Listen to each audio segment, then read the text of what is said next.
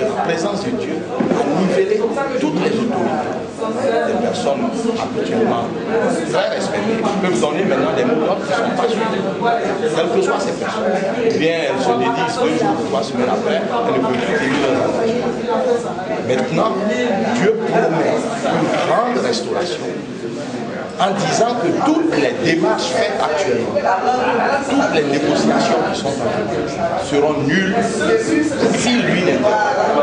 Toute solution humaine est nulle devant Dieu. Il n'y en aura même pas. Nous sommes ensemble dans ce pays et nous verrons tous aucune solution humaine n'aboutit.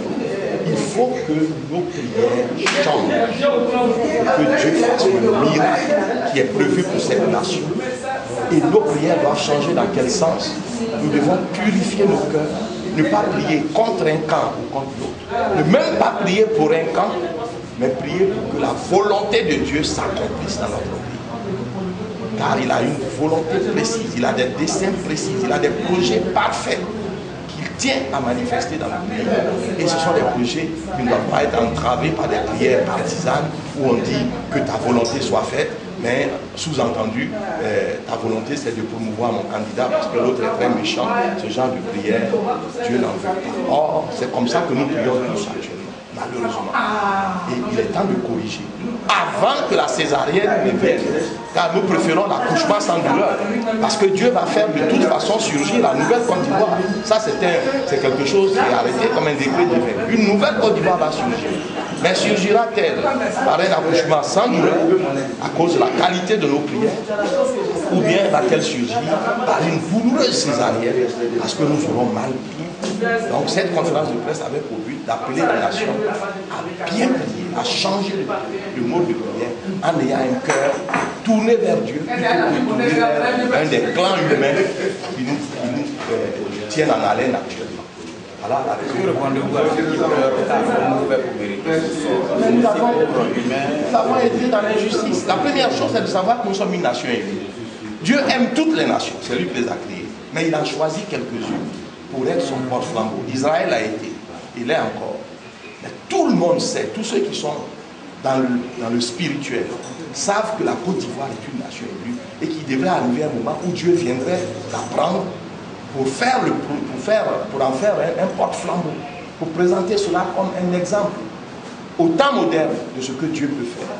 Mais le Seigneur est arrivé, c'est le signe de la terreur que nous avons vécu avec couvre-feu, avec incapacité de sortir après 21 heures, avec nos cœurs qui palpitent à tout moment dès qu'on dit qu'il y a une alerte ici. C'est la terreur qui est le premier signe de la présence de Dieu. Et ensuite, la confusion dans laquelle se trouvent les négociateurs, qui les jours pairs veulent attaquer à la force, n'est-ce pas, et les jours impairs veulent négocier, c'est aussi le signe que Dieu est là et qui ne permet à aucune autorité de prendre le dessus. Mais quand il est là, il ne veut pas compris pour Alpha ou pour Omega, il veut compris pour lui. Il ne veut pas compris pour A ou pour B. Il veut qu'on se consacre à lui, qu'on lui demande d'accomplir sa volonté, qu'on tourne tous nos regards vers lui. Or, même quand nous disons cela, dans nos cœurs, nous avons un parti pris. Donc, il faut que la nation élue apprenne à prier. La Côte d'Ivoire doit, en quelque sorte, révisiter la prière, la bonne prière, parce que Dieu est là. Justement, vous disiez tout à l'heure que le militantisme s'exprime par tous les niveaux.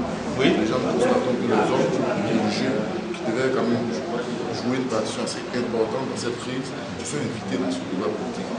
Et il y a une division même si on est sérieux. Y a-t-il déviation? Mais je crois que c'est le fait qu'il y a au fondement de notre crise un esprit, comment vous l'expliquer en si peu de temps, qui est un esprit, j'allais dire, de partition. Ça se répercute sur le territoire, ça se répercute dans la classe politique, ça s'est répercuté aussi dans l'Église. Le résultat est déplorable, car effectivement, moi je suis chrétien, leader d'opinion, je connais l'Église de Côte d'Ivoire, je ne veux même pas parler de l'Église catholique, les journaux en parlent suffisamment ces temps-ci pour dire qu'il y a une division parmi les évêques, parmi les chrétiens catholiques, mais je parle de l'Église protestante évangélique, où j'ai vu moi-même et conservé les journaux qui, avant le premier tour, désignaient Bédier comme vainqueur, en mettant la parole de Dieu. Il y a des gens qui lui ont dit, vous êtes le choix de Dieu. Au deuxième tour, chacun a choisi encore son camp. Il y a ceux qui sont pour Gbagbo, et il y a ceux qui sont pour Ado. On parle même de 300 pasteurs pour Ado. On mensonge tout ça? Non, mais moi je ne vais pas. Je sais qu'il y a une tendance à Ado. Je sais que certains sont allés au golf avant que ça ne soit fermé pour y prier. Donc je trouve cela déplorable.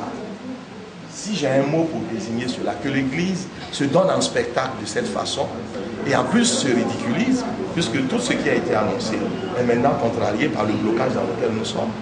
Et c'est déplorable parce qu'on a le sentiment que Dieu ment. Ah, Dieu ne ment pas. Donc les menteurs sont du côté de ceux qui ont parlé. Politique, religion, Non. Des chrétiens peuvent faire la politique, mais on ne doit pas en transporter la religion dans la politique. Je ne suis pas d'accord. Les chrétiens peuvent librement faire la politique. Les hommes de Dieu, dans l'Ancien Testament, qui seraient des chrétiens aujourd'hui, comme Daniel, comme Joseph, étaient, n'est-ce pas, des politiciens. Tout le monde le sait. Joseph était Premier ministre, Daniel aussi. Mais cela ne veut pas dire qu'on doit transposer cela comme on le voit avec des partis pris, des slogans, des déclarations favorables à tel camp ou à tel autre camp. Maintenant, voilà, nous sommes bloqués. L'Église qui devait prier avec un cœur pur, a prié de manière divisée et nous sommes bloqués. Et nous risquons d'avoir un châtiment. C'est pour cela qu'IPCI a décidé de faire cette conférence pour relancer et replacer, restituer le débat en demandant qu'on libère nos cœurs, qu'on laisse de côté les positions humaines et qu'on se tourne résolument vers Dieu qui va tout restaurer. Il va le faire. Il nous a déjà montré. Et Dieu parle. Ce qu'il va faire en Côte d'Ivoire, c'est prodigieux. Merci.